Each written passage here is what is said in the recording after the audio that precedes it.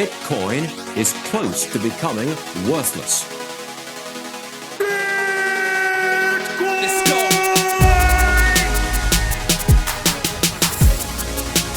Now, what's the Bitcoin?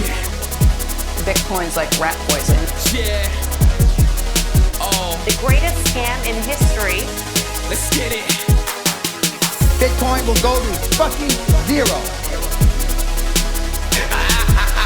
Yeah.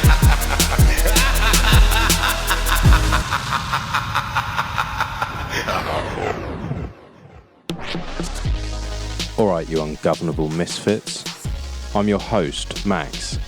Everybody knows that Bitcoin is useless, worthless, and doomed to fail. But what if everyone's wrong? What if it's the system that is doomed to fail? Join me as I speak to some of the brightest people in the space and slither to the deepest, darkest depths of the Bitcoin rabbit hole.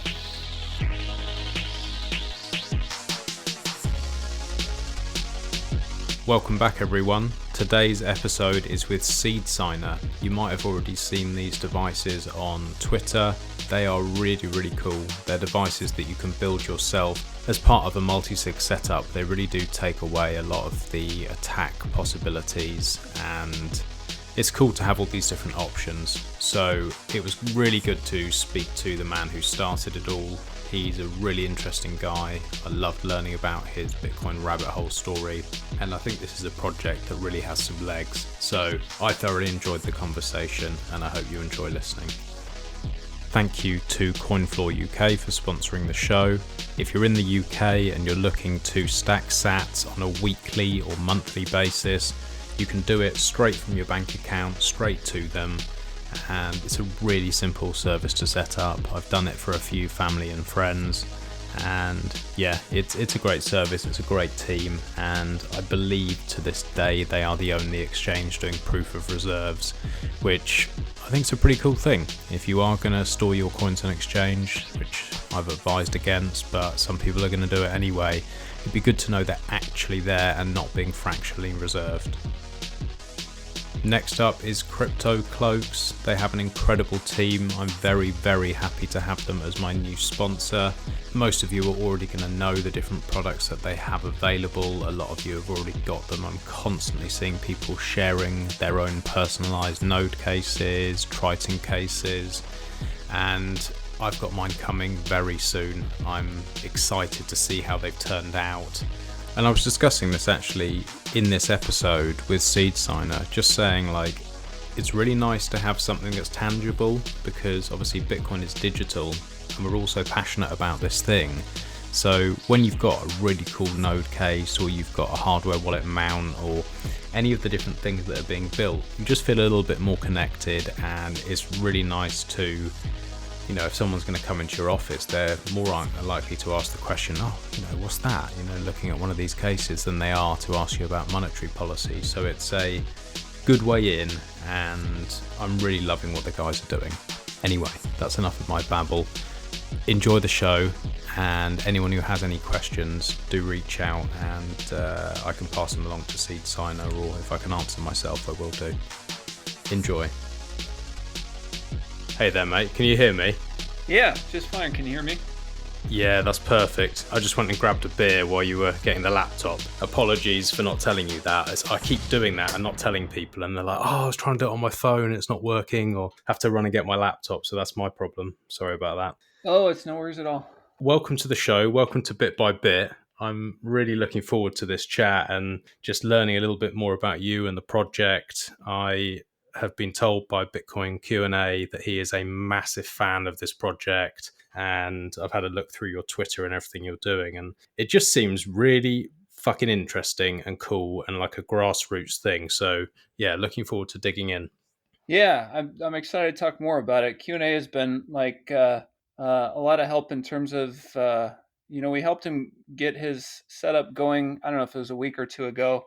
And I know he's kind of big into hardware and stuff, and I was a little nervous to get feedback about his experience, but it seems like it was a good one. So I was excited that he liked the project, and he's helping us out with some visibility for sure.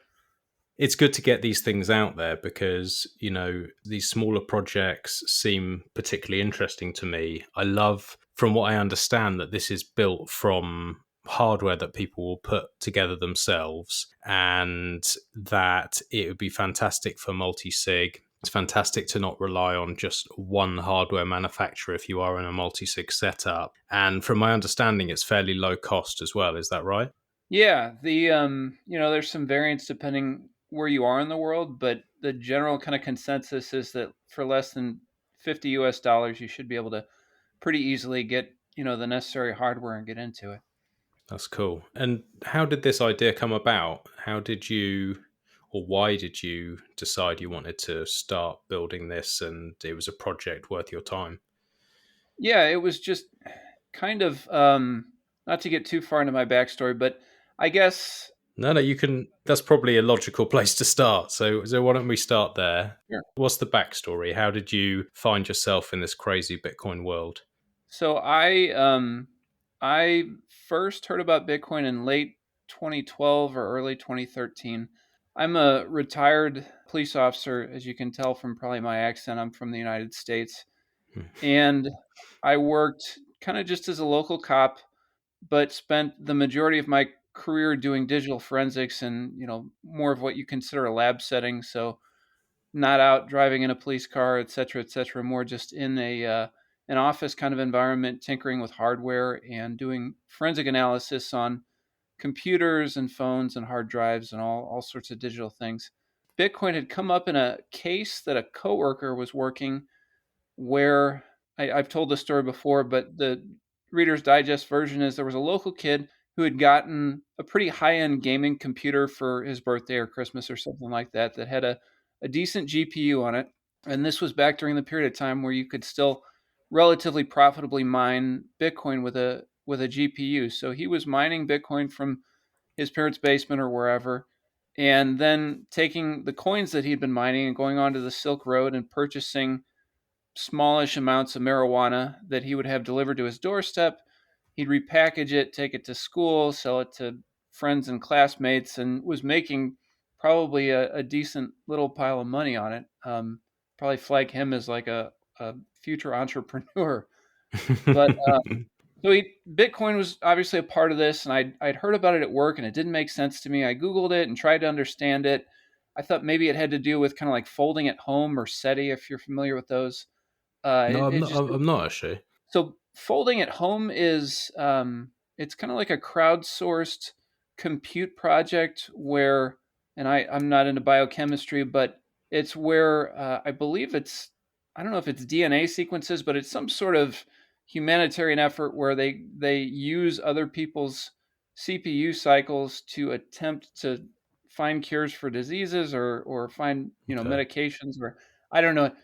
And then SETI is an acronym for the search for extraterrestrial life at home. Okay. So they have these microphones that, from what I understand, listen to outer space, and they use other people's compute cycles to just run algorithms over the sound to see if they can pull out what sounds like intelligent chatter, whether it's whatever kind of frequency of radio waves, if there are patterns that kind of would be consistent with some sort of extraterrestrial life. And so Hmm. it's one of these things that you could just, I think you load a little bit of software on your computer and it has access to your CPU and you're not using it just to do some compute work. So I wasn't sure. It didn't make sense to me why people would be donating their computers to this monetary network.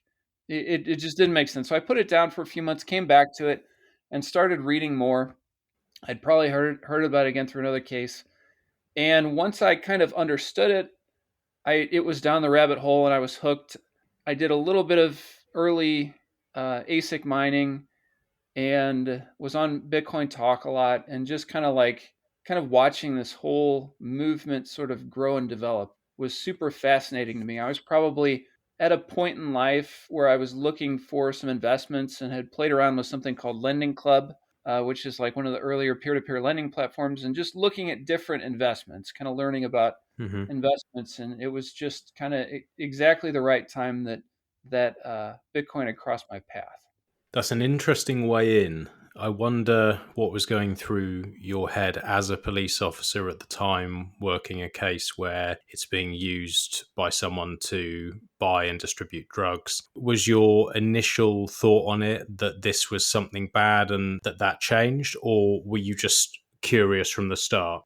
I think I was just more curious, and like there's a little bit of sense of wonderment. Like how does the game theory for this work? How does it play out? Hmm. Um, I I think early on, one of the messages from the Bitcoin community has been that like money, like a lot of other things, is a tool, and groups, I guess, at the fringe of society sometimes are the first to adopt, kind of new technologies that seem sort of dicey to the rest of us. Like the early automotive industry was really like brought forward in leaps and bounds here in the United States by people who were, bootlegging and distributing alcohol. Was Hmm. where a lot of the early optimizations came in terms of cars that were faster and more reliable. And the pornography industry was instrumental to the growth of not just the internet, but just the growth of video cassettes, like for consumers in the late 70s and early 80s. So it kind of made sense that maybe the fringes of society kind of like find and make use of these new technologies earlier than maybe the rest of people. It's like a need, like you're saying about bootleggers. They need the faster, more reliable cars because otherwise they're gonna, well, they're not going to be bootlegging anymore. And it's the same with Bitcoin and all of these things. You're absolutely right. It It's the solves a people with problem. need. Yeah, and that's the thing with Bitcoin is, I mean, that's the thing that's drawn me in. There's such a need. It's just like such a massive change that it's forever fascinating. Like there never seems to be a day where I wake up and I'm not fascinated by something that's happening in this space. There's always something. And that's just people innovating because they find need for it. And so, is that how you got into what you're doing with the Seedsigner? Was it something you needed for yourself, or were you just sort of tinkering? It was something I needed for myself. Like to fast forward a little bit, I was kind of like enamored with Bitcoin, listened to podcasts, and was on Reddit. Was at one point the Bitcoin Reddit was huge, so I followed all of that through the bear market of 2014, 15, 16, and then 2017 came, and I'd kind of just been buying coins, a little bit here and there over time, and they were starting to grow in value and grow in value, and I kind of had made this mental agreement with myself that if the Bitcoin I was holding ever gave me the ability to pay off our house so we could kind of start like a debt-free financial life, I'd always kind of put it in the back of my mind that if that opportunity arose, that I would kind of it was something I should seriously consider. So we get into 2017, the price is starting to rally, yet there's this fork war thanks to Roger Ver, and I started to get really nervous, and probably part of it, to fast forward a little bit, part of it was that my security setup wasn't very good. It was starting to feel like I had, a lot of money on some computer printouts, like, in my underwear drawer or something like that. And you start to wonder whether or not like the wealth that you have on paper is real. So I weekends freaked out, sold everything in it was probably like March or April of 2017, and Mhm. sold out kind of just as the bull run. I decided that if I lost the ability to pay off my house because some developers were arguing about parameters and software, like I'd probably never forgive myself for that. Mhm. So weekend sold everything, and then the price just kept going up and up, and I didn't want to think about Bitcoin for the rest of the whole year. uh, so I took a break from Bitcoin and started pursuing some other interests, and kind of catching up on other areas of my life, whatever. And then, of course, it peaked in late 2017, 2018. It's kind of like they say with the mafia, like you tried to get out, but you just kind of got pulled back in. And Bitcoin crossed my radar again. And over the next, like, 6 months, I found myself listening to all the same podcasts again. Mhm. And a lot of the kind of social aspect of it had migrated off of Bitcoin Talk and Reddit and onto Twitter. So I started becoming more active on Twitter. And like this time, it was, obviously curious about where the market's headed, but it was for much more ideological kind of reasons. Like some things, like once you become aware of inflation as a thing and how that works and how it really steals from people over time. Once you see that, it's tough to unsee it, and you start framing a lot of your decisions and mental models along that. So I don't want to digress too much. So I get back into Bitcoin. I start buying the dip a little bit in 2018 and 2019, and I wanted some sort of way to split up the private keys so they could be stored in multiple different locations. And there was this website, it may still be in existence, but it was called bitaddress.org. Mm-hmm. And one of the things that they allowed you to do on this website was you could take a private key and split it up into multiple parts using a cryptographic trick called Shamir's secret sharing. Mm-hmm. And I had, gotten an offline computer, saved a local copy of this website, and set up this whole thing. So I was storing Bitcoin in one of these broken apart private keys where I had the pieces in a few different geographic locations. And I was kind of waiting for multisig to become more usable from an average user standpoint. And there were tools that were starting to emerge. Casa, the custody service, had kind of emerged, but I wasn't super keen on paying somebody a monthly fee to be holding Bitcoin over the long term. And Unchained had come up with Caravan, and I was kind of getting ready to look at, and I'm kind of evaluating the different advantages of some of these different solutions that were emerging, because I wanted to get away from the Shamir secret sharing to more of like a native on the protocol multi-sig setup. So I am listening to one of my usual podcasts, and this one happened to be Stefan Livera, and he's interviewing a guy called Michael Flaxman, who Mm-hmm. has written this kind of like research paper called the 10x Bitcoin Security Guide. And I have a background in forensics, which I jokingly kind of call adversarial computing, because it's not necessarily like you're doing information security where you're trying to lock down a network, but you're still highly aware of the work you're doing and how it's going to be perceived, and you're usually trying to make sure that the information you're working with is nowhere near the internet, is on a private segregated network. And when you're working with mobile phones, you're always trying to make sure that they're off of the cellular network and not connecting to Wi-Fi. So I already had kind of a security minded kind of approach mentally, and his paper just totally resonated with me in terms of some of the ideas and just simple things that you can do to increase your security, and what kind of setup is the ideal setup. And one of the products or projects, I should say, that he referenced in his paper was Spectre Desktop. I don't know. Are you Mm-hmm. familiar with Spectre? Yeah. I use Spectre every day and Awesome. absolutely love it. I've had Ben on this show, and we've just featured them for 21ism last block for our code block. Massive fan. Yeah, me too. And so I just heard about this program called Spectre in the podcast that I referenced, and so I downloaded it and started just kind of like peeking at. I already had a full node up and running, and kind of just started peeking at some of the features and started looking at their GitHub. And that's how I came across that, in addition to Spectre Desktop, which is the multi-sig coordinating software, they had their own do-it-yourself signing device too, which there are some finer distinctions in terms of how that is different from a wallet.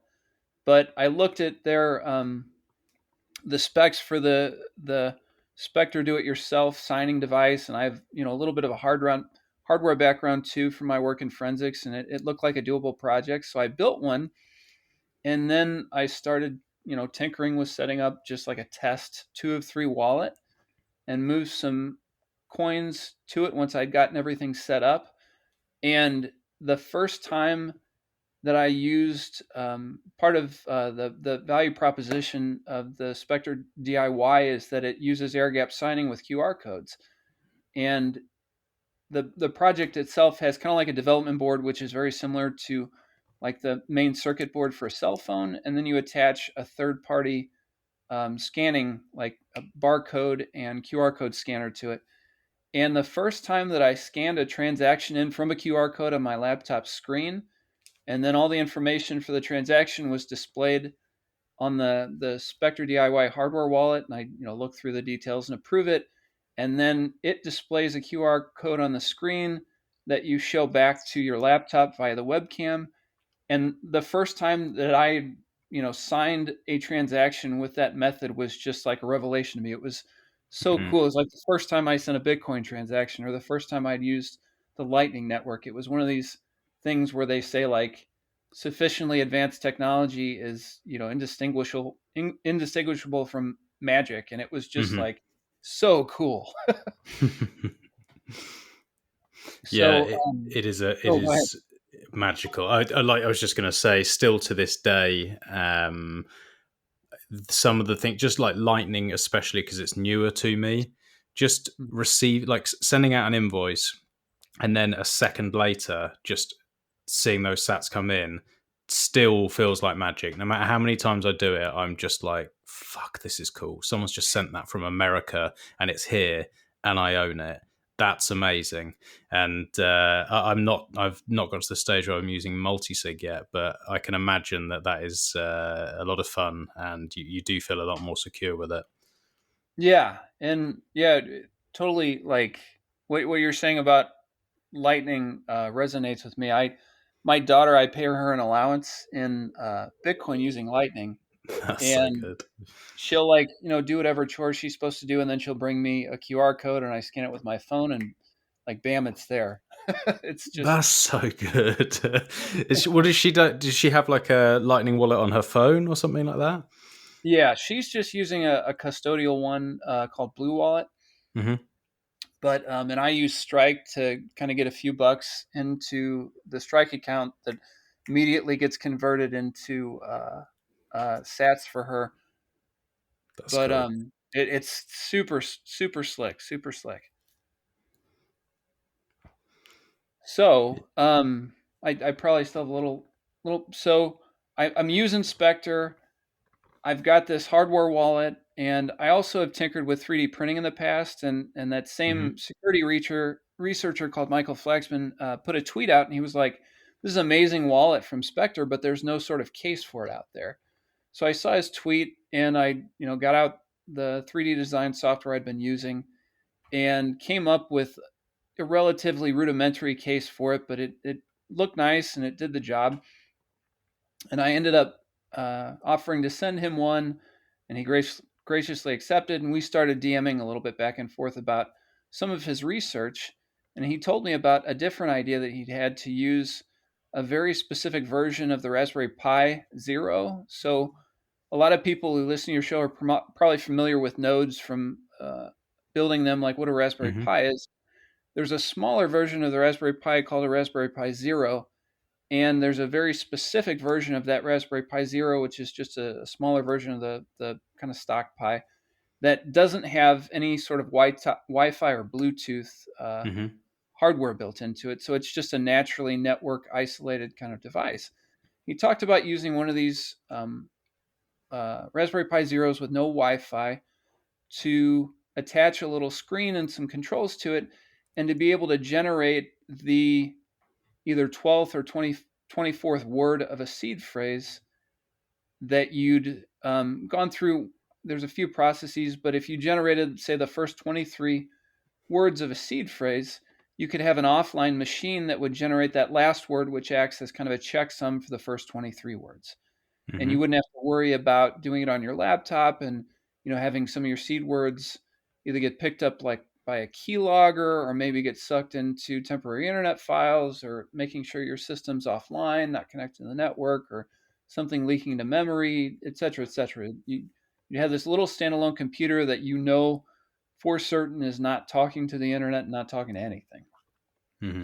So I kind of was intrigued by that idea and ran with it. And I had a some history with programming. I'd taken a couple classes in Java, like way back in the late '90s, and I bought a little screen that it's a tiny screen that is like 240 pixels by 240 pixels, and it has kind of like a joystick and a few buttons, basically like a little video game controller. And I just went step by step to figure out, like, can I run the test code that's associated with this, that's provided by the manufacturer that's associated with this, and then instead of running the test code, can I get my own letters or pictures to appear on the screen? And then can I use the controls to maybe cycle through some letters of the alphabet?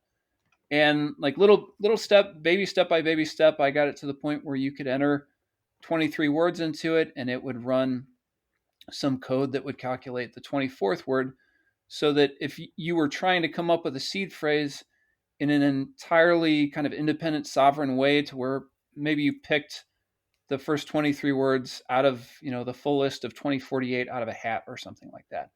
There are some other methods, but using your own personal meat space entropy, you could generate the first 11 or 23 words of your seed, and now you could use this little device to calculate the last word, and you could basically generate a private key in almost entirely a trustless manner.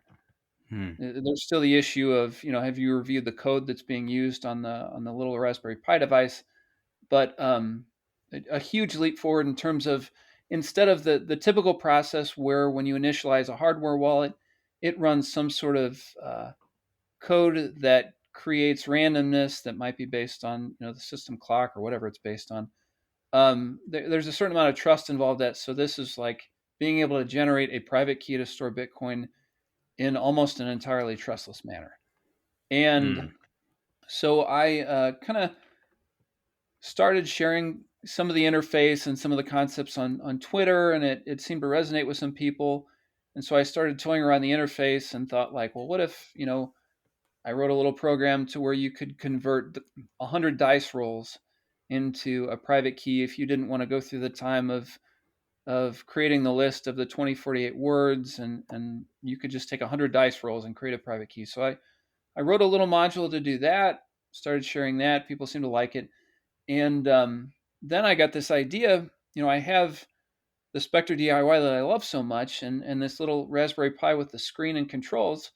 If I was able to add a camera to it, like, it could probably function as a signing device, but at a significantly lower price point than the DIY. And, it kind of just a technical challenge. Can I do this kind of thing? So I start going back to just testing things, and like, is 240 pixels by 240 pixels enough to display a QR code that it contains enough information to make it viable to work with your computer's laptop? And then, like, can I write the code to get the camera working to where it'll automatically recognize one QR code, and then maybe an animated QR code where, something else will display a sequence of QR codes, and you can pick up those in the sequence, logically organize in the code, and then decode, the information that's conveyed through the text information that's embedded in the QR code. So I started playing around with more and came up with a proof of concept that was clumsy, but basically did the exact same thing as the Spectre DIY, such that you could input a seed phrase, you could generate what's called an extended public key with it, communicate the extended public key to what I'd call a multi-sig coordination software. And all that means is that this software does the job of communicating with the Bitcoin protocol, and it'll input your public keys and do the necessary calculations to combine them in such a way that it creates a multi-signature wallet. So you can create the XPubs, communicate them to your Spectre, in this case, multi-sig coordinator. And then once you have your multi-sig wallet set up, you can create transactions using Spectre, be able to ingest them into what I'll call now a Seedsigner, and review the transaction details. And then basically all the Seedsigner does is proves that it knows the correct private key to authorize the transaction, and communicates that back to Spectre in this case.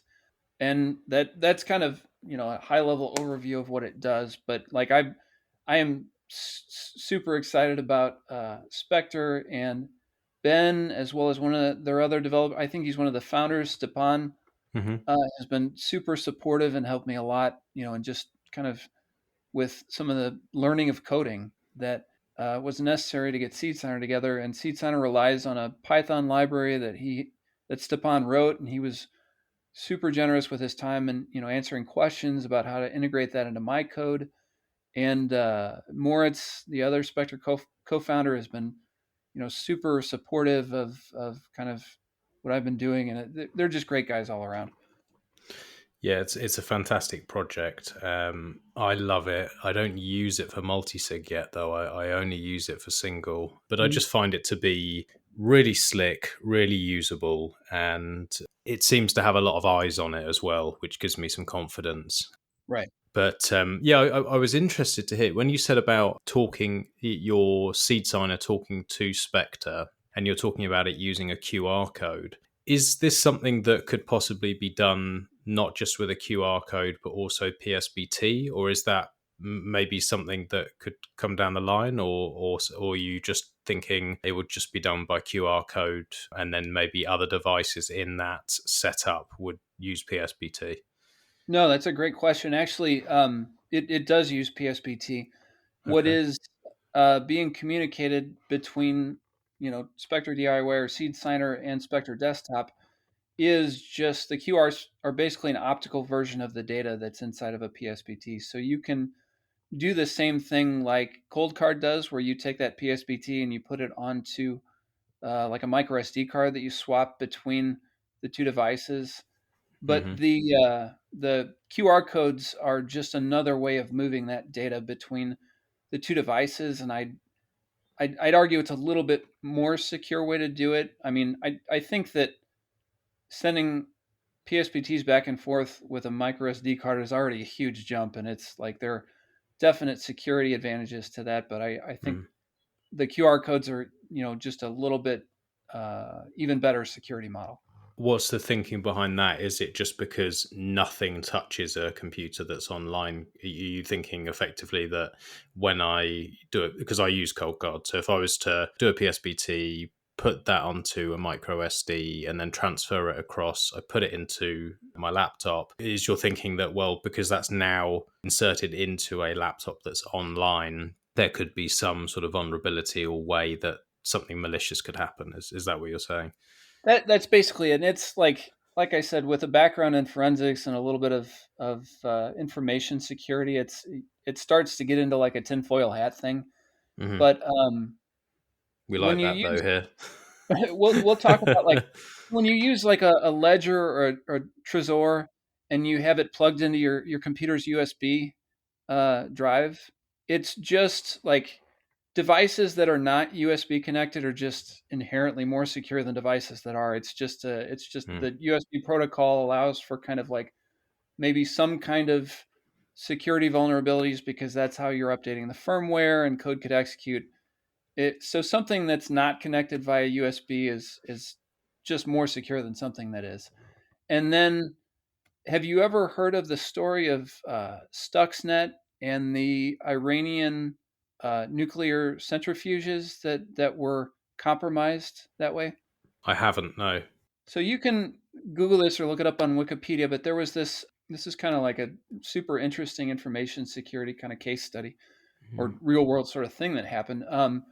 So Iran has a whole offline network of computers that managed their nuclear program, and the way the story goes, like this whole system was offline. It was a system of network computers, but it never touched the internet, and that was a security precaution so that hackers or whatnot wouldn't be able to work their way into the network. And no one knows where Stuxnet originated from, whether it was from Israel or whether it was the CIA in America or somewhere else. But obviously, for some people in the world, a lot of people in the world, Iran having a nuclear problem is a security concern. And so there was a big desire to somehow get into their network and sabotage some of their nuclear reactors.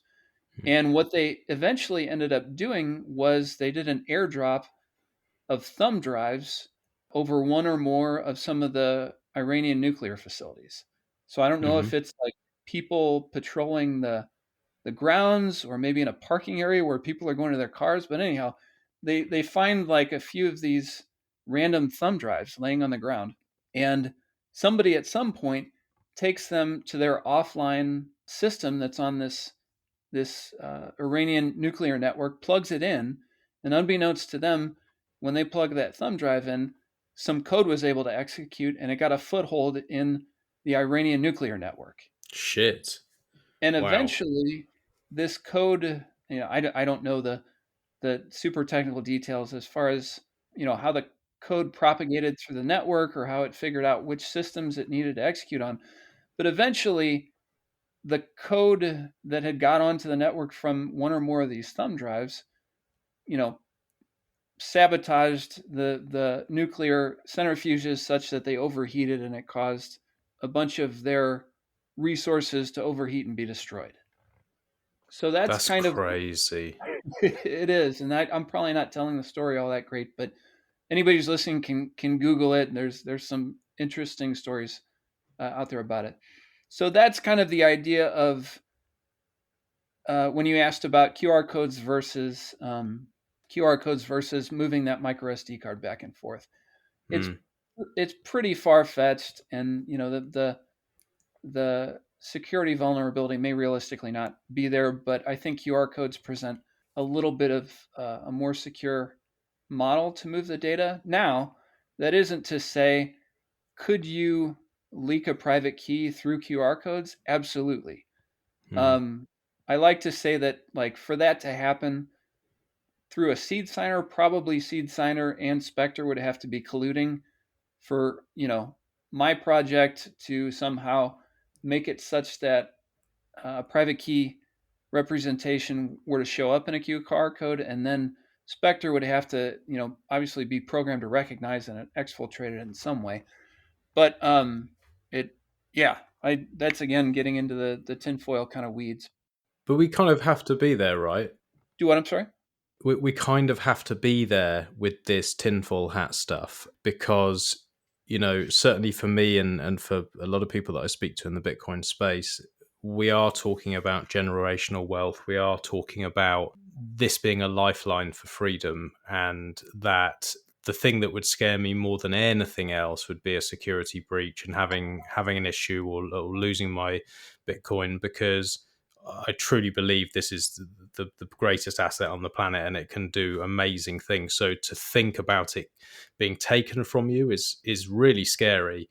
And for that reason, like, we have to be responsible and think tinfoil hat wise and be as cautious as possible. And I think, that's a thing that, although I'm not set up with it yet, multi-sig really makes a lot of sense to me, because you're always going to have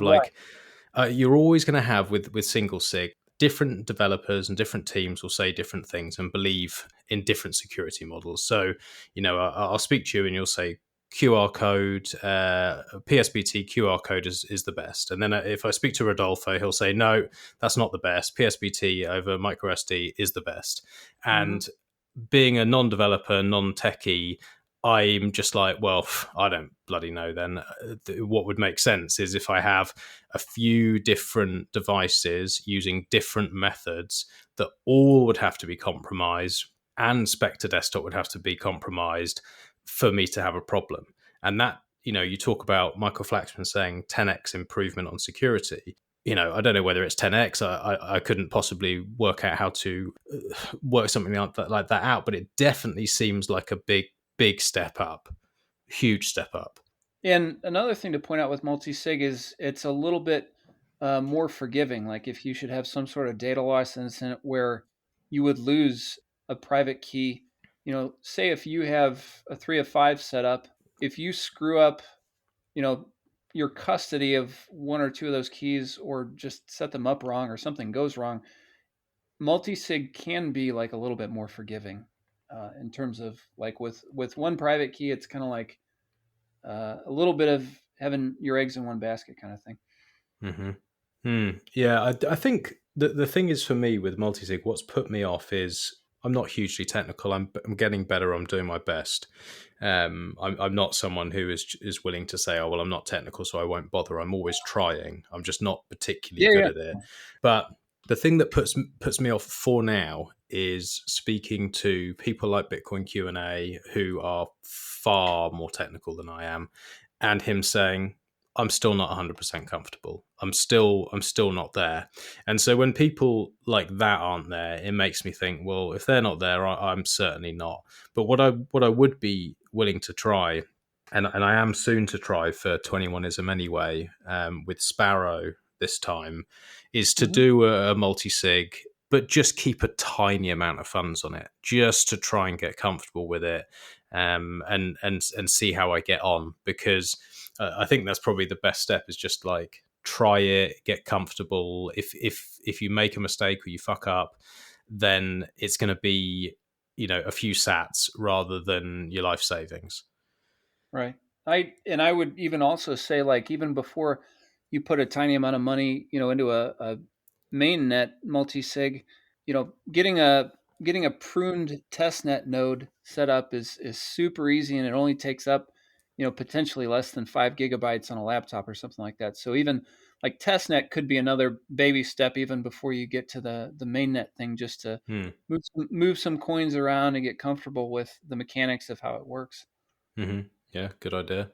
Yeah, I've never used a testnet. I'm always just a little bit reckless, and I've lost funds occasionally now doing things wrong. But I guess it makes me focus a little bit more when it's real money on the line. I don't know if I'd take it as seriously somehow. I should do, obviously, but I've never, I've just never done it. So what would I do? I just download that software, and then where would I get these testnet coins from? Is there like a They're kind of like in the old school Bitcoin days. There are still testnet faucets out there where you can just go in and paste a deposit address in there, and they'll send you like a small amount of testnet coins, and you can a lot of times send them back to the testnet faucet just to kind of show that the transactions are working. But yeah, good faucets are a little bit harder to find, but they're out there. I've tweeted out a few links to them. Okay, Yeah. cool. I might have to give you a shout when I get to that point and want to try it. Right. And I like what you're saying with, like, it's all of this is a process. When Bitcoin first started out and early people were holding coins, a lot of them were holding coins just in their Bitcoin Core hot wallet that was on their laptop or their desktop or whatever. And then, hardware wallets kind of started to become a little bit, more accessible. And probably in the beginning, people were like, yeah, I don't trust, those hardware wallets very much. I think I'd just like to keep my coins here in my Bitcoin Core wallet because I can trust that code. And I think it's just a process of the technology improves. And over time, as more people use it, it's kind of like a Lindy effect, and it gets more credibility, and gets smarter people, building on top of these subsequent different kinds of innovations in terms of more and more securely storing your Bitcoin. But I think we're going to start to, I don't want to make a prediction with a timeline, but I think you're going to start to see some of these more traditional wallet manufacturers like Ledger, Trezor, Coldcard start coming up with products that will begin to integrate some of the QR standards that are emerging for different devices, just as part of a progression towards, just a little bit more secure model. And it's nice to have so many different options out there. It's good. I mean, what I really like is, with what you're doing, is that these parts are off the shelf, and it takes away that attack vector for me of someone knowing what you're storing because a device has been sent out to you. You have a cold card sent out to you, and if somehow somebody finds out that's been sent to you, there's no question what you're using it for. With Ledger, you could be shitcoining, and they might not bother because you might be holding a load of nonsense. But with something like that is Bitcoin only, they know. Whereas with building something yourself, and you're getting parts that could be used for other devices, ordering a Raspberry Zero and the other bits is not obvious to anyone. It could be used for many different things, and I like that. I like that idea. I feel like that takes away an attack vector that other devices could potentially. Yeah, you could be found to be a hodler, basically. Right. I think it takes away a couple of attack vectors. One is, are you familiar with the retirement attack? Mm-hmm. So somebody could covertly build some sort of predictable logic into a random number generator that was implemented in a hardware wallet, And unbeknownst to everyone, this code's there for a number of years. And then when they decide the timing is right, they can walk away and, via having knowledge of the vulnerability, be able to start sweeping people's private keys. That's one attack that I think this could mitigate, because just like Spectre is a bring your own node program, the likely direction for Seedsigner is that it's a bring your own entropy kind of device.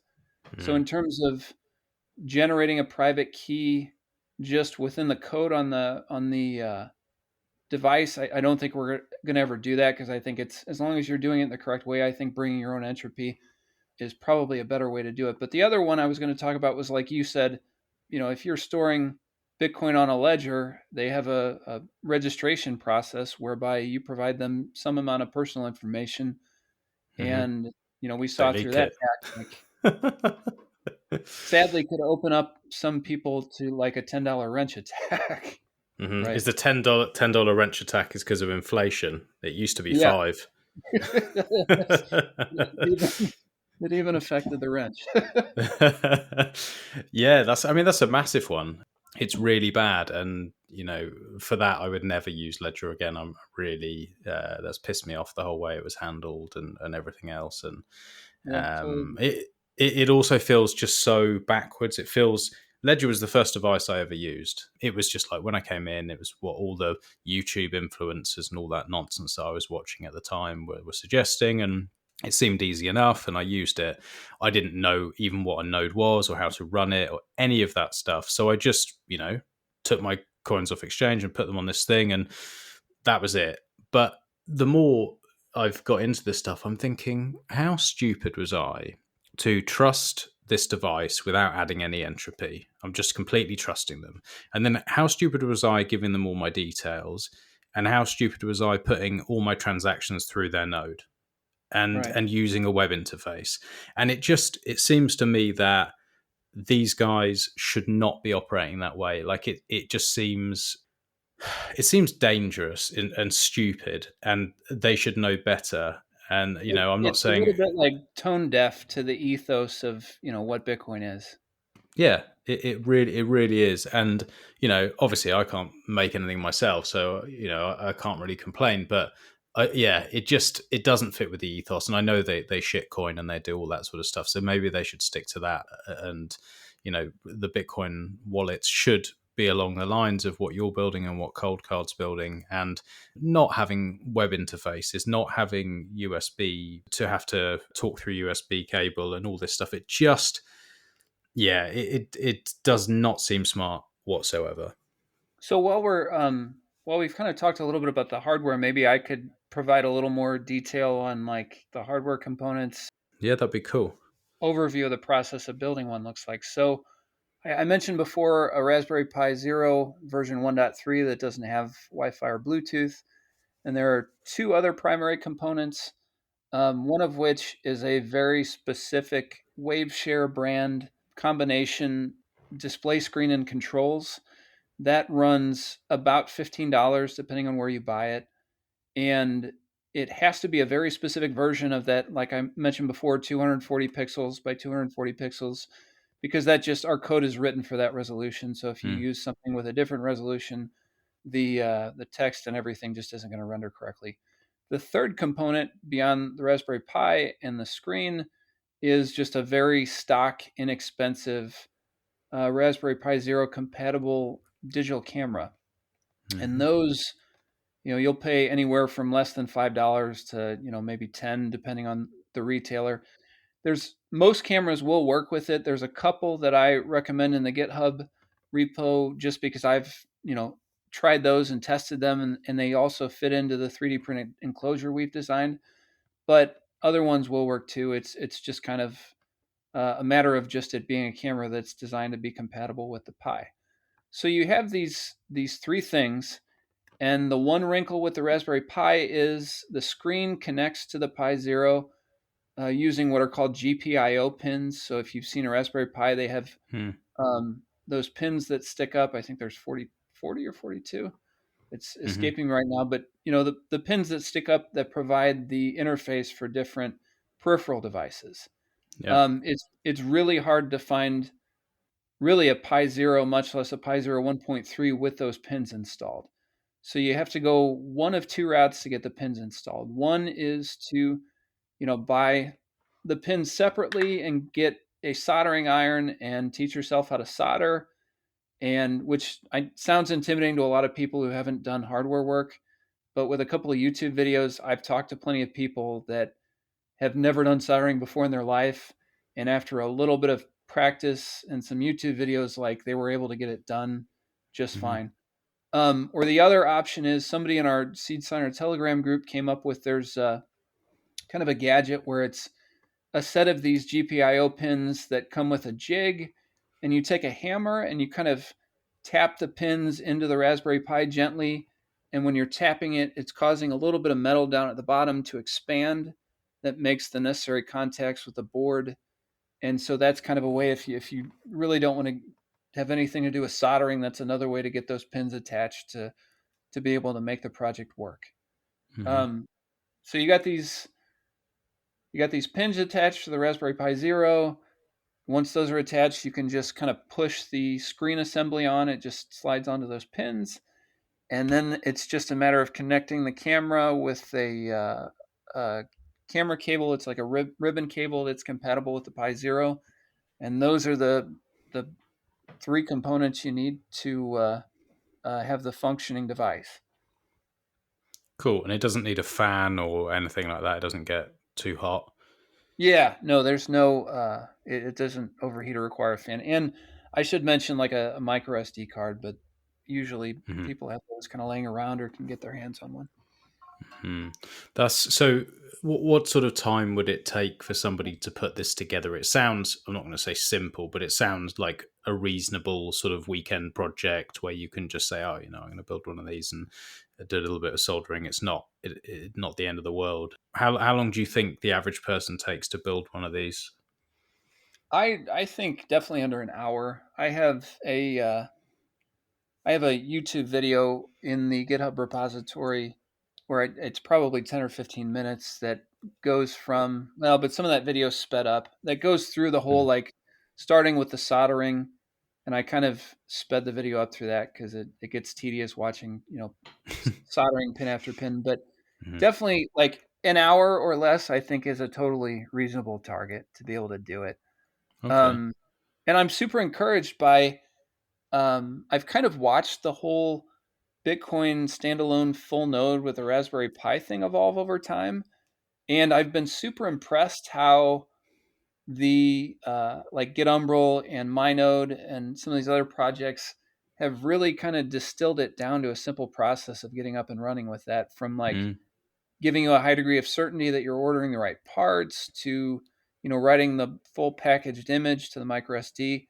In the beginning, I probably would have wondered like how many people are going to sit down and order a Raspberry Pi and figure out how to get the components together and stuff. But that has become like a very kind of almost like a rite of passage for a lot of Bitcoiners, is to get their own standalone node running. So I'm hopeful that once you've got your node up, it kind of becomes inevitable that the next thing you do is going to put together, a do-it-yourself signing device so that you can store Bitcoin without having to rely on, any third parties necessarily. I think you're right. I think that will be the next step, and I think most people enjoy it. I've certainly enjoyed building nodes, and I'm not that kind of person who would normally think I would enjoy it, but I really did. And most people I speak to who have built them really enjoy it. So this sounds like just a fun project that you can get your teeth stuck into, and as multi-sig becomes more and more simple to use and more sort of the standard where people feel confident because those around them are using it, I can see this really taking off. And I think it's nice as well that you've got the cases, and I've seen on your Twitter, I'm not sure if it's like a hideaway or something, but it's like a little pill with like a screw on thing. Is that to hide it away once it's built, or something different? That's essentially like once you've got these components. At first, I had the components like put together with like some double-sided tape and whatever. Yeah. And like I mentioned, I've dabbled with 3D printing in the past. So the challenge was to take these three components that are kind of this awkward pile of pieces and build it into something that that might get people even more interested. So that's how I came up with the orange pill design. I think Bitcoiners, because Bitcoins themselves are, kind of a virtual good that you can't put your hands on. I think Bitcoiners kind of like really treasure different devices and memorabilia and such like that. So the idea was to like something fun that people would see that and be like, that I'd like to have one of those, kind of a thing. Um, it's kind of been an interesting journey with the project, because as you try to spread the word and get more people interested in it, at first you think this is an open source project. I'm not really selling anything. I don't need to focus on like, marketing or, anything like that. But as you get more excited about the technology and you want to make more people aware of it, you kind of realize that you are selling something, except it's even harder in a way, because when you're selling like a hardware wallet or something like that, the proposition is like, you send me money and I will send you this device and it will solve your problems. But getting people excited about, a do-it-yourself hardware project almost has like a little bit higher bar, because you're trying to get people excited about first going out and buying the hardware that they need, and then like, sitting down and actually like investing their time in what is, not a 100% certain process that they're going to do it correctly. And it's not a hard thing, but there's I've kind of shifted over time to I'm still active with development, but I'm also focusing more energy on being active on Twitter and trying to raise awareness with different groups within Bitcoin and getting on podcasts and talking to people, just because I think as more people become aware of not just this project, but optical signing as a security model and stuff, like people with more talent, not just programmers, but people who can do everything from build websites to design logos. I've had a lot of been really fortunate to have people ping me and say, how can I help? And somebody recently just came up with a logo for the project. I've secured the seedsigner.com domain. There's nothing there yet, but Nice. there's a guy helping me build a website so we can kind of collect all the information into one place. And it's just the more people you get using it and excited about it, I think just the better, not just this, but the better, projects in general will become. Definitely. And so have you found, as you've taken more time to jump on podcasts, to spend time on Twitter, have you had to take a back seat on any of the development at all and get more people in, or what's been that process like? Because Twitter and getting yourself out there is very, very time consuming. I imagine it takes time away from the development for you to some degree. Right. And I'm totally finding it. I didn't realize, like, it sounds kind of dumb to say like, oh, it's so hard to build a Twitter following, but like it does take time to like engage with people and produce content that is going to get people's attention. And it's a little bit of a game. But to answer your question about the development, so the project in general has been super fortunate. The guy's kind of private, so I'm just going to say his name's Nick. But there was a guy who about a month or two ago reached out to me, and I probably mentioned like I'm a little bit more of a novice programmer or a less experienced programmer. It's kind of like I bang my head against the wall until it works, kind of a thing. But this other guy is a developer by trade. Python isn't his first language, but he's super sharp.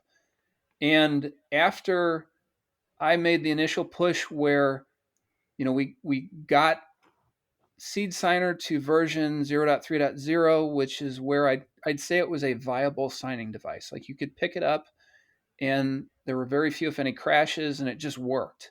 And it was a great proof of concept, still rough around the edges in terms of user interface, but it was a working proof of concept. And that's when I shifted to getting the enclosure design finalized and trying to set up some places where people be able to buy the enclosure and whatnot. So I started focusing on some other things.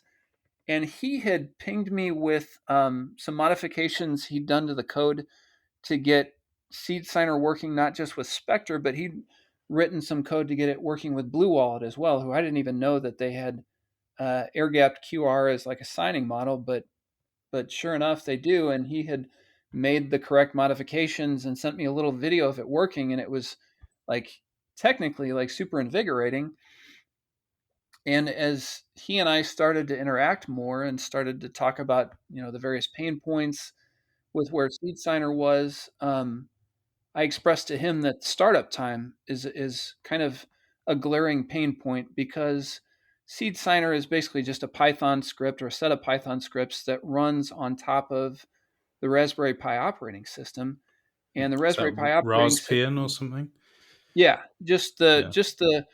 it's a minimized, I think it's Raspbian Lite, so it's a minimized version that doesn't include a lot of the GUI elements, but it still has, all the things that you expect from an operating system, including all the drivers for wireless, even though we don't use those, to like the splash screen when you start it up. And there's a lot of overhead that isn't necessary in that particular distribution of Linux.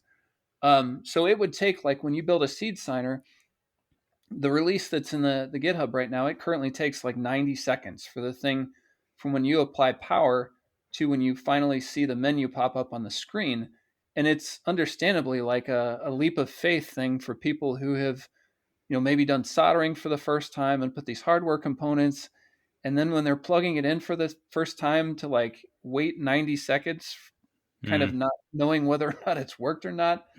Um, once the 90 seconds has passed and the menu comes up, like, it's very seamless, and there's no lags with the menu or anything like that. But that initial startup time is a pain point. Anyhow, I digress. So I was talking with this other developer about the startup time, and had actually kind of pinged Stepan with Spectre on ways that we might be able to reduce the startup time. And the idea came up to break the code modules into different pieces so that they could run in a multi-threaded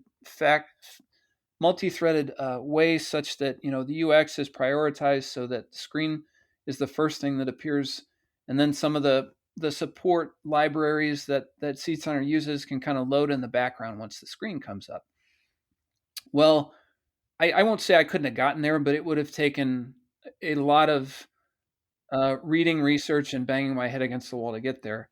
Whereas this other developer was like, he just took the ball and ran with it. He has taken the code that I wrote initially and refactored a lot of it and broken it into modules that efficiently make sense, and added a lot of just programmatic convention to it. And it's going to be a huge step forward for the project. Just last week, he kind of provided me with a compiled version of his code, and I got to play around with it for a couple of days. And we sat down and had a little Q&A and went over some small things that had came up. But I'm super optimistic about this direction. And just with his code, he was able to reduce the startup time by about half, and I think we can refine it down to get it below 30 seconds, hopefully, which isn't like, consumer electronics, you pop it on and suddenly it's there. But reducing it from 90 seconds to 30 is just, I think it's just a huge leap in terms of usability, and makes the whole concept much more viable. Plus, he has also added just some kind of obvious user experience tweaks and the workflow in terms of the menus as they appear and how you navigate through them. It's going to be a huge leap forward. I'm anxious to get the code out, to get some other people testing with it. Right now, it's kind of like he has the football, and I'm not rushing him at all to finish up with it, because he's doing such great work. So he's kind of addressing a few minor tweaks, but I'm anxious to get that code out to other people to get testing, and then kind of once we get more testing done with it, to get it into a compiled release, so anybody running a Seedsigner can feel comfortable, like, upgrading to the newest version and getting all of these kind of enhancements. Like, it's just gotten better and better. That's really cool. It's nice when these things happen organically and you have other Bitcoiners jump in and help with these projects. It's great to see. Yeah, it's something that you have to take kind of a leap of faith, but it's partly like they say, I can't think of the saying, but like a good idea whose time has come. Like when you have an idea and it resonates with other people, and they're willing to set aside time and effort to help the idea grow. That's been a great experience from other people that I've interacted with, who There's another guy named Richard who is kind of putting together. He had already had some 3D printing. He already had 3D printers and access to 3D printers, but he's going to be helping me spin up distribution in Europe, so that anybody in Europe who would like to build one of these, but would also like the 3D printed orange pill case, should be able to get one relatively quickly through the mail. So he's been another huge boost in terms of being able to get these things out there. He actually sent Q&A, the test unit that he was able to put together and test with. Yeah. Nice. Yeah, the having the cases is an important part, and like you say, because it is a digital thing, people do like to have something physical to have in their hands and some memorabilia. It is nice to have that. I wondered if you'd done anything in America. Have you maybe spoken to Crypto Cloaks about doing something similar, or anyone Yeah. else out in the States?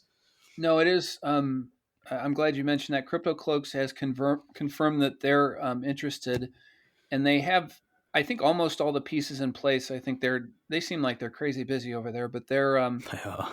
I think the next step for them is really just getting the listing up on their website and making it available. But yeah, and they'll ship worldwide. I think that'll be a little more expensive. Mm-hmm. So I'm kind of actively seeking people, maybe at least one party in South America and maybe somebody in Asia, just because it helps so much with the postal service. Seems like it's gotten less reliable, ever since this pandemic started.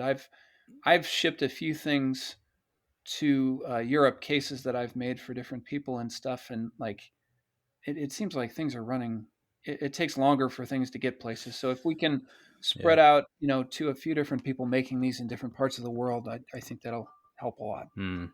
Yeah, definitely. That time waiting for them, people just want to, once they've got the idea in their head, they want to have it, and they want to have it as quickly as possible. And the shipping costs as well from America to Europe aren't always that reasonable. So The shipping cost, and I'm not 100% familiar with how VAT works, but it seems like that can come into play for some people too.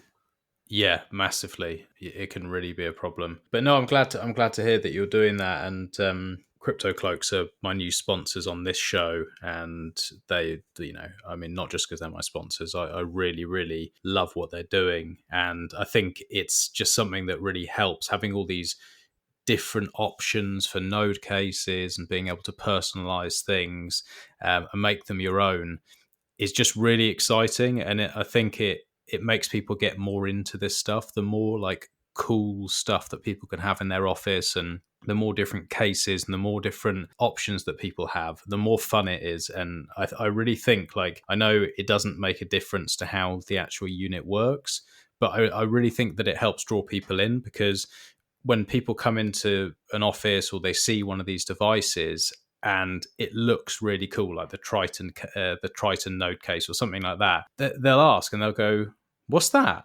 That looks really cool." And then you can be like, yeah, there's this thing, Bitcoin, which let me tell you about it. And it's a really easy in to start a conversation with people. Yeah, the node construction has come a long way from being just kind of like a pile of hardware in a dark corner of your house to something you could put in your living room, and like you said, like people notice and ask about for sure. Yeah, absolutely. Mine is still like that. I've got 5 Raspberry Pis all whirring away, all just like a big tangled mess with no cases on them. They look like shit, but I am waiting. I'm waiting for my Triton and my Lightning node case as well, which I've had personalized. So I'm very excited to have those and show them off. Very cool. Yeah, Can you tell me a little bit about your Lightning node case? Like what software that runs, and what like I feel like I don't know as much about what's out there right now for Lightning as I should. Yeah, so for Lightning, I'm using a Raspberry Blitz, and it's got a screen on it. So I've ordered a case from Crypto Cloaks, which is personalized, which I won't reveal what it's got on there because it's going to go on Twitter when it arrives. But yeah, it's a really nice case. It's going to go on there, and I can still interact with the screen on it. And I find the Raspberry Blitz, from everyone I speak to, seems to be the most stable. It seems to be a really good option. I like it a lot. But I also have Lightning on my node. if I wanted to use it, and I'm going to run an Umbrel for my missus just to get her into Lightning, and so she can start using it. But yeah, I like having. It's probably not the best OPSEC to have the screen on the Raspberry Blitz, but I think it's kind of cool. It looks nice, so I kind of have Oh, that for trade sure. off at the moment. What about you? Are you running a Lightning node at the moment? So I am not running a Lightning node. I have a My node as well, Hmm. and I was at one point running a Lightning node, but I had to rebuild the project because I had a hard drive in it that was starting to run out of space. So I've upgraded to like the hard drive that should last for the next decade or so at least. Hmm. But I think it's neat. The nodes, like they're finding ways for those to be useful to people in ways like I would have never thought of. Like I think as the Bitcoin ecosystem evolves, like it's going to be even more and more important for people to have a node at home. There's like the privacy advantages of running your own Explorer, so you're not leaking information about your holdings or transactions you're interested in. But Hmm. also like what I look forward to is being able to run kind of a self-managed Lightning node at home that there's some sort of automatic channel management, Hmm. but that I can also via VPN or something link to my phone so that when I'm out in the world, I have access to the channels and liquidity that are on my node at home. Hmm. And that's something I'm looking forward to. And then for the whole, I'm not sure if this is going to take off or not, but in terms of making a tiny bit of yield by supporting coin mixing, Hmm. that's something else that I'm encouraged to see a lot of the node software producers incorporating in to like join market and stuff like that. I think there's a few really interesting things you can do at home that obviously other people are realizing, and that's why the node space is just growing so fast.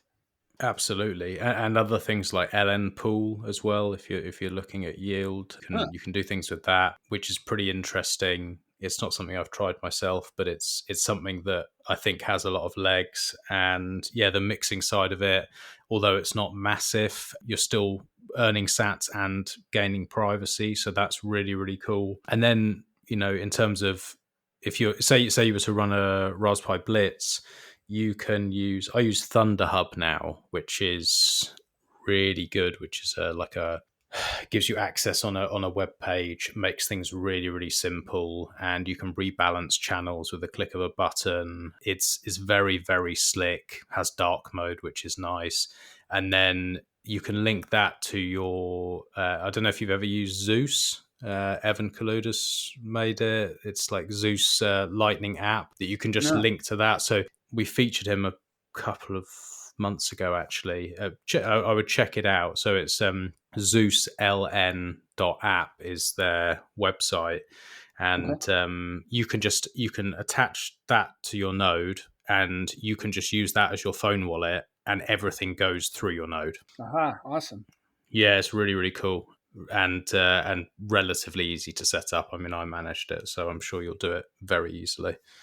I'm gonna have to try and get that up before. I'm lucky enough to be able to be going to Bitcoin 2021 in June, and Nice. it'd be very cool to have that set up beforehand. Nice. Yeah, yeah. Are you looking forward to that, I imagine? Are you going to be there for the whole time or? Yeah. So I am.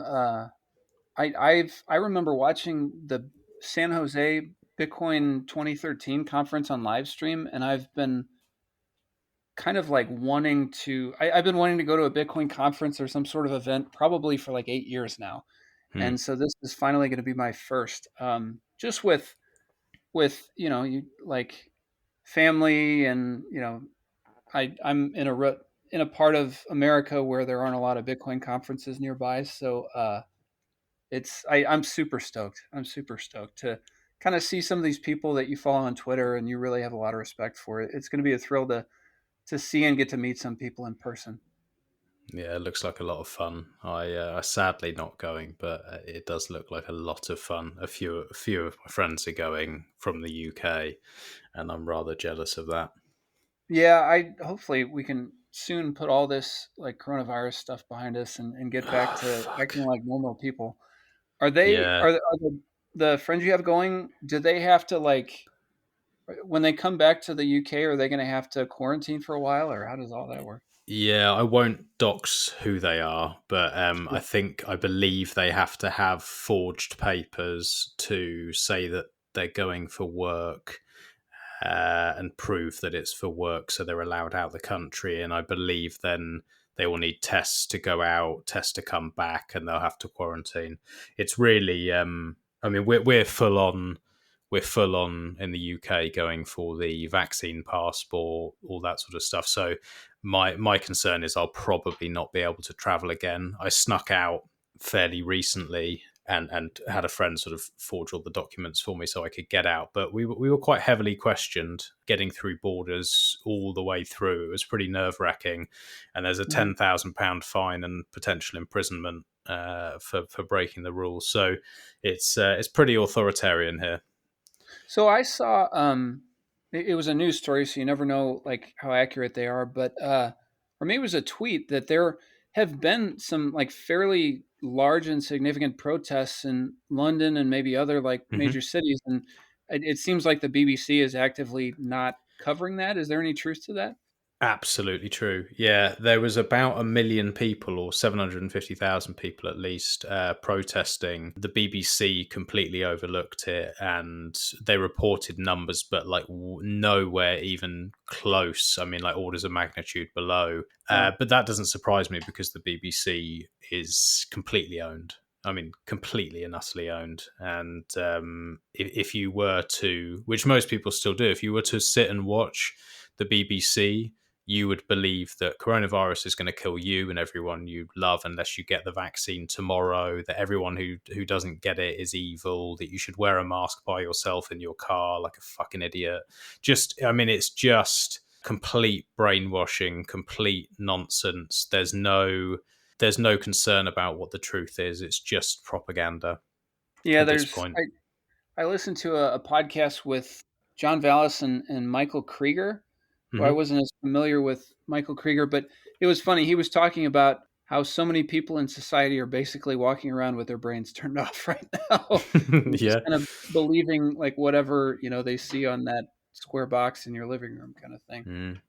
Yeah. Yeah, absolutely. What's your view coming from a line of work where you're sort of very much in the, well, it's sort of establishment and working as a police officer, and then finding Bitcoin and doing what you're doing? How's your views changed, if at all, on the system and the way that it runs? Has falling down the rabbit hole made you question things that you didn't previously, or were you always open-minded and always thought this way? That's a interesting question. So I didn't mention it before, but I'm actually retired from law enforcement. Hmm. My extremely weak hands in 2017 thankfully paved the way for me to retire from law enforcement, and I'm now a stay-at-home dad, which it's super blessing to be with my kids like Mm. every day and see more of their lives and whatnot. And anyhow, back to your question, I think what all of this has kind of made me come to realize is that there's just this huge kind of machinery of momentum in society where even things that don't make sense or things that aren't necessarily good ideas just kind of keep perpetuating themselves because most people aren't paying attention. Hmm. And everything from, all the coronavirus stuff we've been talking about to inflation. And it's like a lot of things, like once you've kind of like had your eyes open and seen how kind of senseless some things about our societies are, it's tough to close your eyes. I generally have like a pretty positive view of human beings, and I probably had a little bit of a Pollyannish streak in me when I got into law enforcement. I still believe that the vast majority of people who get into law enforcement are well-meaning people who primarily they're not there to be bullies. They want to serve their community and generally do good in the world. Are there a few bad apples that do some really stupid things that hurt people, and that those situations need to be addressed? Absolutely.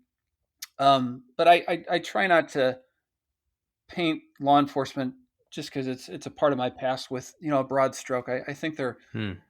generally good people, and it kind of comes down to, so the majority of my work was in crimes against children, because that was a hugely growing area of crime, especially in the digital forensic space and in terms of online crime and stuff. This was, when I started, it was kind of on the tails of Napster and peer-to-peer file sharing protocols, which caused this sad but worldwide huge explosion in the amount of pornography, child pornography, that was produced and that was available out there.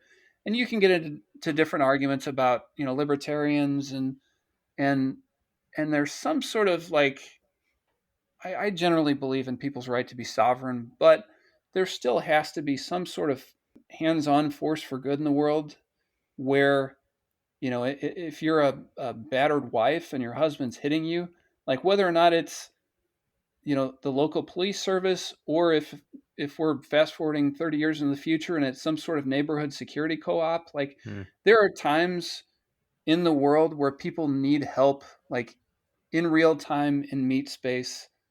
And I think there's always going to be a place for law enforcement. I'm probably going off into the weeds on this, but like short answer, like I'm a big believer in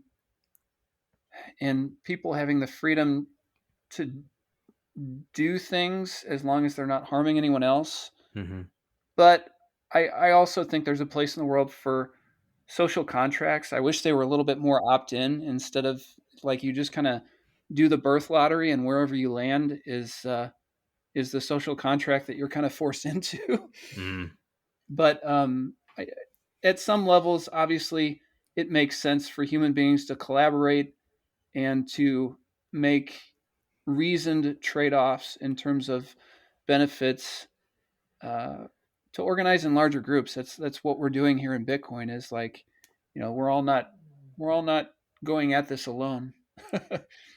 Absolutely. Yeah, absolutely. And I agree with you, even though I probably take a fairly anarchist view of the world, like that I've probably had, maybe I've been unlucky, but without doxing myself, a fair amount of issues with law enforcement that have not been particularly right or fair. However, I do agree that even if it's privatized, which is probably the way that I would prefer things, there has to be some level of protection for people, like you're saying, the abused wife, or child pornography, or these sort of things. Because although I think if we were to, in a dream world, get rid of the state, we would still have issues and they would still need addressing. And yes, I think that family units would be stronger. I think with the theft of people's time going down through inflation and the family units growing stronger, you'd probably have more, you'd have better relationships within those families, and you'd obviously have better protection from those families. But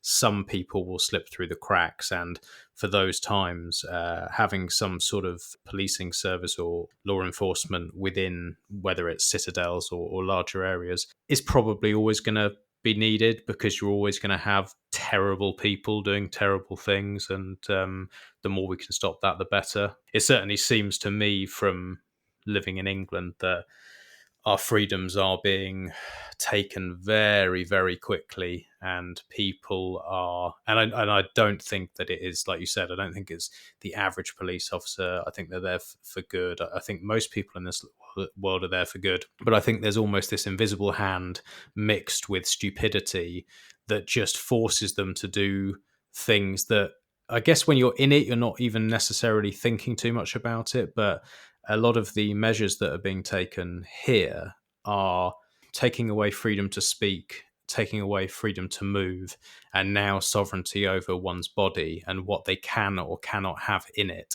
And that is a very scary, difficult thing to navigate. Like, when I have conversations with people and I say, look, I don't want a vaccine. You can do what you want. Like, you honestly, if it makes you feel happy, you do it. But we're getting to a stage where to choose not to, you are not going to be allowed to work or travel or do anything. And you're almost being painted as like a crazy, loony conspiracy person who's going to kill other people's grandmas. You see all of this propaganda on all around bus stops and every time you enter a shop and all over posters everywhere. And it's like, it's saying these sort of things like, oh, the people who aren't wearing masks, people who aren't getting vaccinated, you're killing someone's grandma, and it feels like a psyop to me. It feels fairly dangerous, and that is why this Bitcoin community and some of the more practical measures that people are coming up with for freedom are a real light. They're like a real exciting thing that sort of get me up in the morning and make me excited to crack on with the day, because I do feel that there's hope. I do feel that we win, and there's going to be a balance found. Yeah, I totally agree. And I like, as we all do, we probably have personal friends that aren't Bitcoiners or who, are aware of it, but not, as far deep into the rabbit hole. And I think about like my life, where would I be right now if there was no Bitcoin? It had never been, Satoshi never invented Bitcoin. It just wasn't a thing. And it's a little saddening because like I talk to friends who aren't into Bitcoin and they probably look at me a little weird when I say it, but I'm totally earnest and that Bitcoin gives me hope. Like Hmm. I can't imagine what my life would be without it. It has spurred a great deal of personal growth in me, and it honestly like gives me hope for a better future because I think there are a lot of cascading changes that a lot of people wouldn't expect. But when you start to have a more equitable economic system, which is, exchanging money and money for goods and services is like a fundamental medium of communication for human beings. And when you start to reform the fairness of that, I think we potentially see all sorts of different cascading impacts in different societies where they get it right. The vaccine passport, like you were kind of talking about, like that absolutely terrifies me, Hmm. and I think that's almost like a line in the sand for some people because it. And this is another thing I pulled from Michael Krieger. Like you start to game that idea out, and then once there is some sort of, enhanced privileges for people who have the vaccine, maybe some of the airlines jump on board. And so it's even harder to travel even within your own country, like here Hmm. in the United States. So if you can't travel because you haven't gotten the vaccine, does that affect your employment status or what kind of job you can have?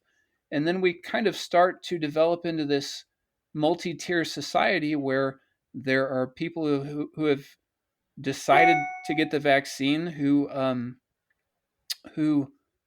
have certain rights and privileges and freedom to move within the country, and then there are people who've decided that they're leery about the vaccine and don't get it, and maybe they don't have the it's that's the part that's terrifying to me. And some of it, I'm not a student of like Chinese history, but what I've read about the Cultural Revolution and what you were kind of describing about billboards and commercials and stuff like that, there's a very cultural aspect to it, and Hmm. it terrifies me that like not just where you're at, but in other countries, even including here in America, like this whole epidemic of wokeism kind of like feels like shadows of like a cultural revolution in other places. I don't know. Mm. It definitely does. But I agree, and I think that the only way out is Bitcoin. You can try and have.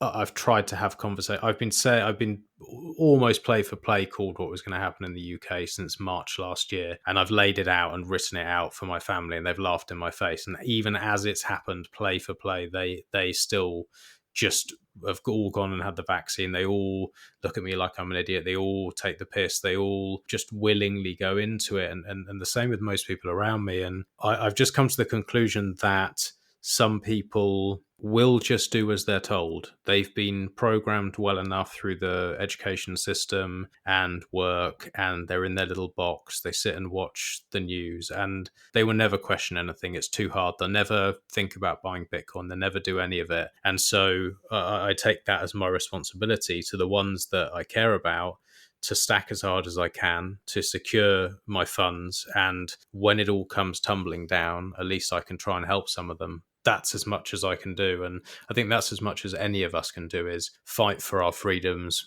and save our purchasing power and get on with it, because what's happening around us is not going to stop from us telling people what we think, because they don't care. They just simply don't. Yeah, unfortunately. there's a lot of truth to that. Mm. Well, look, it's been really, really good catching up with you. I love the project and I love this direction that you're taking things. It's really exciting. And like we said, this is hope. As down as we can get about Corona and all the other bullshit, we have Bitcoin. We have all these incredible projects that are popping up all over the place and people are collaborating, and I'm excited to see what happens over the coming years. So, I really appreciate you coming on. I really appreciate everything that you're doing. And I hope you have an amazing time at the conference. I'm very jealous about that. And if we are ever allowed to travel, it'd be great to catch a drink or catch up at a conference in the future. I've really enjoyed chatting to you. Yeah, I would totally be up for that, and hopefully that's a reality in the near future. I really appreciate this opportunity just to like be on your show, and I think I'm getting slightly better at explaining the value proposition of Seedsigner. I'm it's probably not totally refined yet, but yeah, thanks for letting me on, and let me talk about it. If I can, just kind of point people to a couple of resources if they're curious to. Yeah, definitely. The first is my Twitter profile. It's just at Seedsigner on Twitter. The second is the GitHub repo is probably the best place if you're interested to learn more of the technical details about the project. If you just Google or DuckDuckGo or whatever you use, just search for GitHub Seedsigner, and Seedsigner's all one word. That should take you to the right place. And I'm also on Telegram at Seedsigner. So if anybody wants to shoot me a DM there, I'm absolutely reachable there as well. We also have, I don't think I mentioned it, there's a Seedsigner Telegram group. There's a link to that in my Twitter profile that there's about 150 people in there now who, just people hanging out, working on Seedsigner and some other hardware projects who are just kind of like riffing and have questions for each other. So it's a great place for people who want to learn more about the project or who are curious to jump off the cliff and build one themselves and may have questions about different hardware options or the process. So it's just a great resource. Excellent. And I'll put those in the show notes as well. And yeah, I encourage anyone who's listened to this and thought that's a really cool idea, for the sake of $50 and some fun putting this thing together, it's well worth doing. And yeah, thanks again for coming on. I've really enjoyed it. Absolutely. Thank you. Cheers, mate. Take care. Bye-bye.